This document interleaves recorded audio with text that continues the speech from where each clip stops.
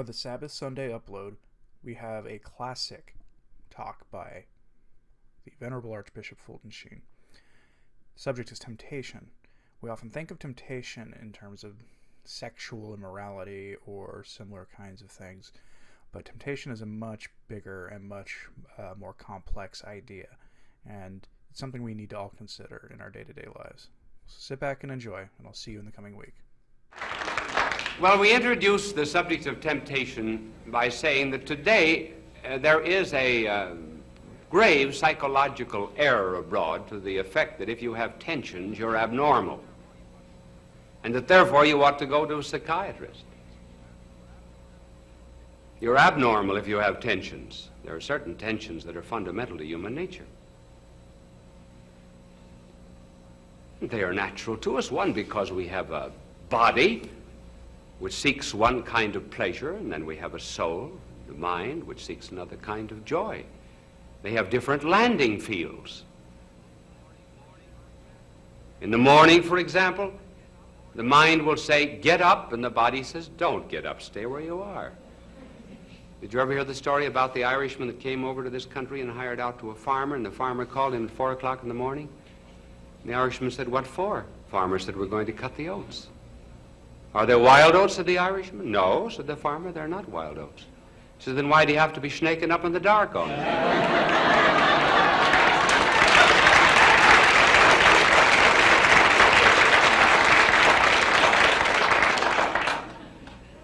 And it isn't easy, simply because we have this basic conflict of body and mind, to bring the two into unity and to make the body serve the soul. Remember, our blessed Lord spoke of that in the garden when the apostles were asleep. He said, the flesh is willing, but the spirit is weak. There's a law of the mind fighting against the law of the members, the law of the body fighting against the law of the mind. And it takes much struggle and discipline to bring them together. Now, here are some of the tensions that are in us, tensions which are apt to become temptations. We have in us certain passions, drives, libidos, urges, instincts, call them anything you please. They are three. First of all, there is one is related to the mind. The other is related to the body, and the other related to things outside of both of us, namely the world itself, or just simply things.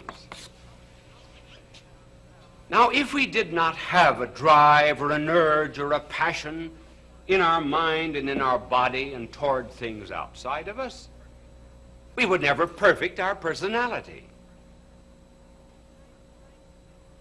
It's thanks to the impulsion of the mind, for example, that we have knowledge.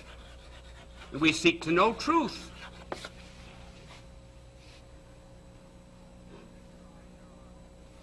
Then there are the drives of the body, which give us pleasures, which are essential for life. Pleasures of eating, pleasures of drinking, pleasures of marriage, and the like. Then there are things outside of us, and we have an urge to possess them. Our soul is our own. That's the fundamental basis of liberty. But we like to have some external guarantees of liberty, and so we like to call things our own, hence the passion for private property. And also for security in general. Hence, we must never think that any of these urges that we have in us are fundamentally wrong. They are not. They're God-implanted. They can, of course, become wrong. They can become irregulated. They can become disordered. There can be too much of them. There could even be a defect. For example, it is possible for this urge for knowledge to turn into pride, sophistication, envy, jealousy. And it's possible for the urge of the body toward legitimate pleasures to become disordered. One could have gluttony. One could have alcoholism, lust. That's no commercial, that alcohol.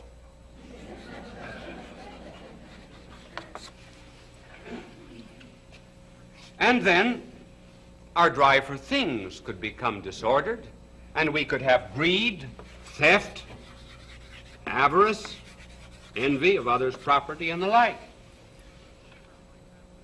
A river, for example, is a good thing as long as it is kept in an embankment. When it loses that restraint, it becomes a swamp. Fire is good in a hearth, but it's no good in a roof. Water is good to drink, but it's not good when it drowns us.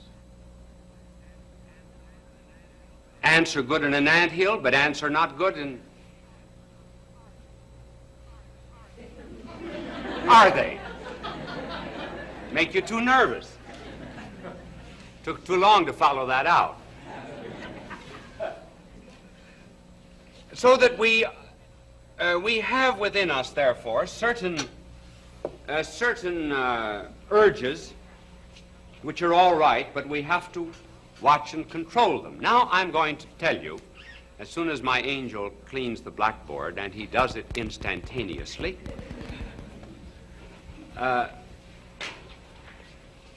none of the detergents that they use on advertisements of television can compare with the detergent of my angel. We're keeping that a secret. I'm going to explain the way modern psychology describes these tensions or what might be temptations. And the modern psychological explanation is entirely too simple. Now, I always tell you what everything is. This is the beginning of a ship. These are waters around the ship. That's the pilot house with the pilot up there. This is a boiler, and there's water that comes in from outside into the boiler. According to modern psychology, you have only two important factors to describe man: consciousness, that which is above the water level, and unconsciousness, that which is below and sometimes gets just a little bit beneath the ego. And according to this theory, if there are abnormalities, well, all you have to do is to sometimes analyze the water that gets into the ship if it's sinking. Bring it up to the ship if it's sinking. Bring it up to consciousness here. Analyze it. And then you prevent the ship from sinking. Man, isn't that simple? You do not explain, for example, an oak when you find the rotted acorn from which it came. This explanation is really quite unscientific. It's like leaving blood out of a bloodhound. Doesn't explain those things which are specific to man. Now, there are other factors, you see.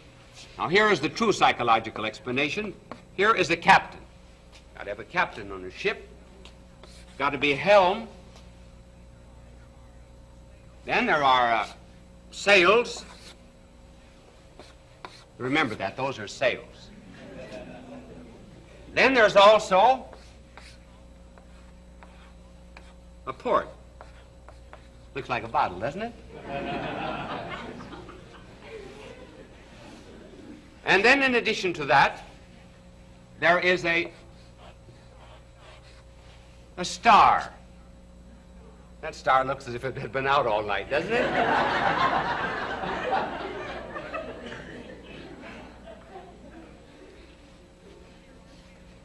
Then there are winds. Now, man is a reasonable creature. He's controlling a ship. He has a destiny. He has a goal. He's got a purpose in life. If he doesn't have any purpose in life, then indeed he's apt to become frustrated and psychotic and neurotic, as so many people are without a goal and purpose in life. And so the pilot of the ship signifies reason, conscience, morality. Then he gives directions. He steers the ship with a helm. This is the will. And the will executes the judgment. And he directs it to the port. And he's got help outside of the ship. He's got the guidance of the fixed heavens. To signify the moral law and God to guide man. The wind signifies the passions. It's possible for the pilot to so direct the ship that it will not be wrecked. These are the urges we described before, the urges of knowledge to become pride, the urges of the body to become lust and gluttonous and the like, and the urge for security to become greed and avarice.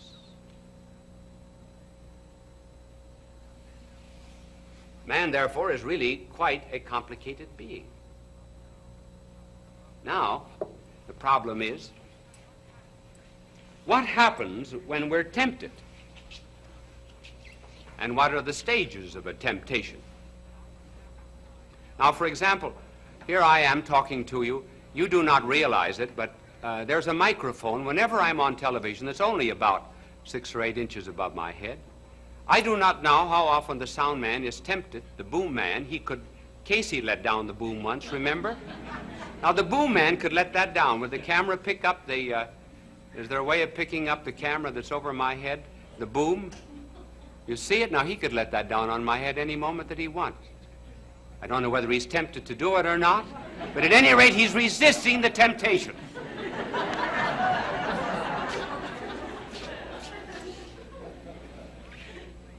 Now we'll explain what happens in a temptation.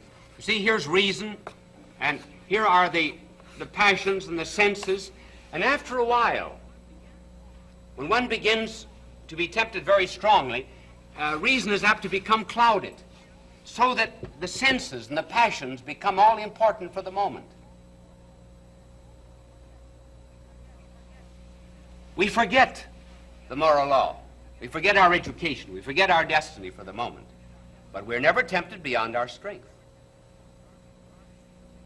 Nor are we even to think that some people are tempted more than others. Some just give away more than others, and then they get tempted more.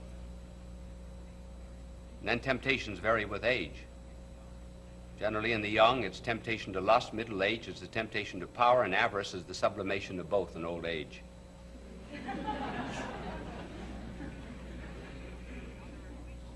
Now, there are 3 steps in a temptation. The temptation is not wrong. We're tempted. We have these tensions because we're normal. We wouldn't be human if we weren't tempted.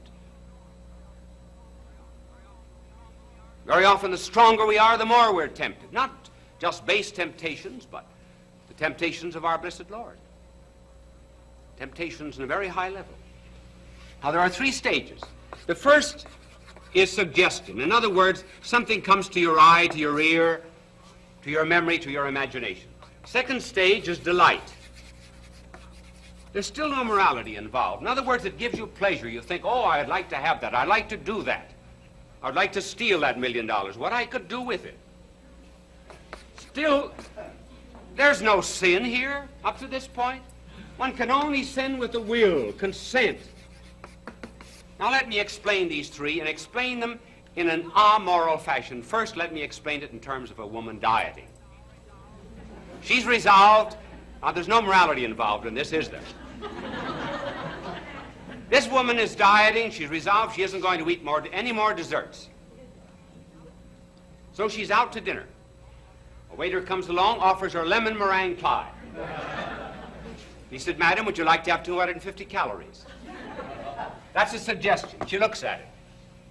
Then her reason, her resolution now become a bit clouded, and she begins to delight in that, and she says, she's a big glob of cream on top of it, and she says to herself, After all, it's only lemon. Lemon is fruit, and fruit isn't fattening. Why shouldn't I have it? Furthermore, I haven't got my car parked in front of the house. It's down 20 feet. I can walk off the pie. Then my skin is too dry. I've had a lot of trouble with it lately. The cream would give it oil. And then I remember, too, a lady friend of mine that was coming home from dinner, and her car skidded, and she was almost in danger of running into a truck. And I said to her, "What did you think about just at that moment when you almost hit the truck?" She said, "I was thinking, well, if I'm going to be killed, I wish I'd taken that dessert." So finally she says, "Yes, I'll take the lemon meringue." That's the consent. Now take, for example, a man who is contemplating divorce. He's a married man. Goes out to a party. He meets a lovely lady who has been married before, and he's introduced to her. That's the suggestion. And then as he talks to her, he finds her very intelligent. Not like his wife. His wife doesn't understand him.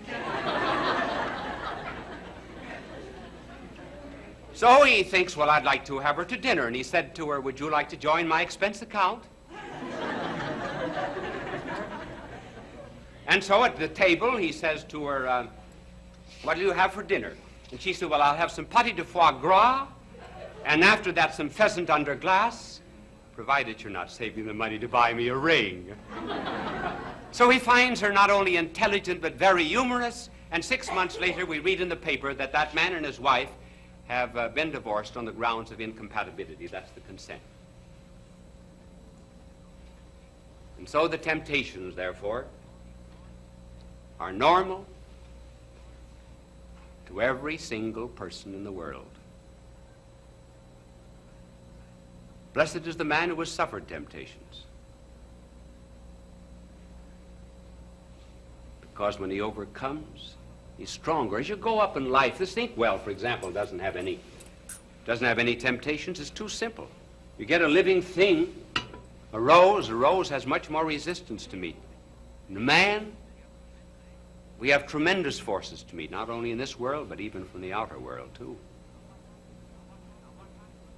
Now, what happens when one consents?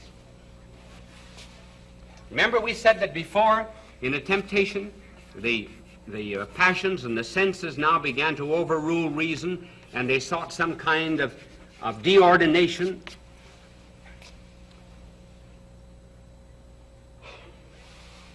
When the temptation is ended and one has consented, one has secured what one wants, what one wanted, then there's no longer the urge.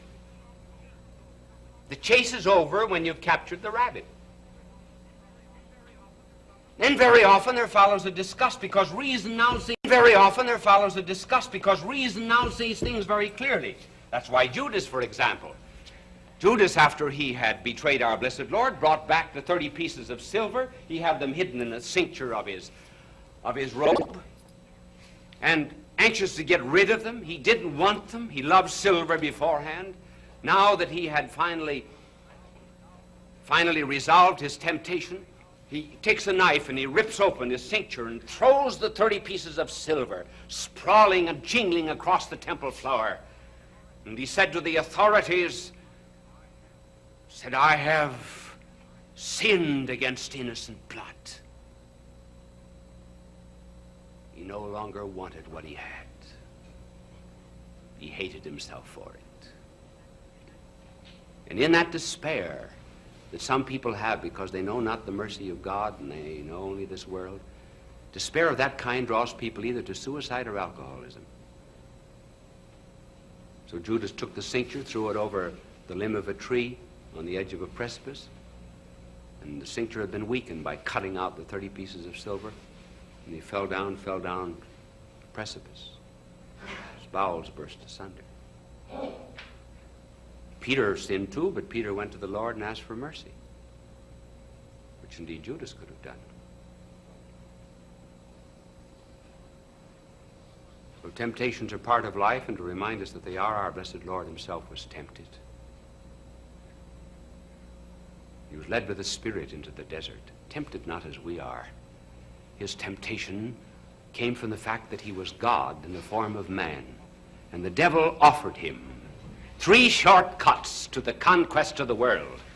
And the first shortcut was, be an economic king. Give the people bread. Turn stones into bread. Everyone will follow you. Then you'll be the kind of a Messiah that everyone wants. Do not take up a cross. And the second temptation was, do something spectacular. Some great technological, scientific wonder. Throw yourself from a steeple and be unhurt. What people like are marvels. Rockets sent to moons, things like that. They'll win souls, but don't worry about a cross. And then finally Satan said, you want to win the world, don't you? Well, fall down and adore me. I'll give you the world. I'm master of it. A very frightening thought it was, indeed. And our blessed Lord refused to fall down before him. He said that he would be lifted up. He said he did not want Satan's world. All that he wanted was an earth that was large enough to contain a cross. That's why he came. And he would not take the shortcuts to it. And it is in virtue of that conquest over temptations that we win in his name. If you like content that actually respects the traditional teachings of the Catholic Church, or are curious about traditional Catholicism and don't want to be bombarded by leftist modernist nonsense, please like this video and subscribe. You can follow me on various social media with links in the description. Dominus Vobiscum.